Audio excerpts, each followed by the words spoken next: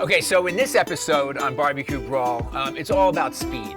We had a relay for the contenders, and obviously it's about saving time because that's what this challenge was all about. So I'm gonna show you something that I do to save time in my own kitchen, whether it's in my restaurants or at home. I'm creating one sauce that I can use as a double duty sauce. Use it as a marinade, but then also turn around and use that as a glaze. Just a few ingredients. So we're gonna start with a little bit of honey.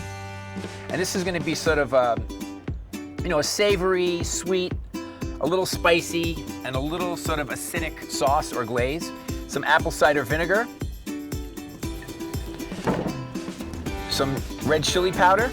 And depending on which red chili powder you want, I mean, some are really spicy and some are mild, so that's really up to you. And then what I do is I like to take some crushed garlic. Now, I take the garlic cloves out of the shell, and I put a little kosher salt on top of it, and I just chop it until it breaks down a little bit, and then I take the side of my knife and I crush it, and the salt is actually working as an abrasive against the garlic, so that it actually forms like a garlic paste. Then I take the garlic, put it in the rest of the ingredients, a little salt and pepper, just stir it up. And so we're gonna use this as a marinade, but just to make sure that we don't have any cross-contamination, we're gonna take half of it and pour it in a separate bowl before we use it as a marinade. And we'll use this one to glaze.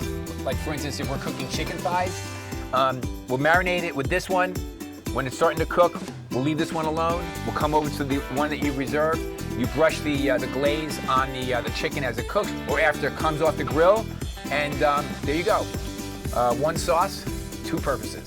Okay guys, make sure you tune into BBQ Brawl for more tips, tricks, and of course, delicious barbecue.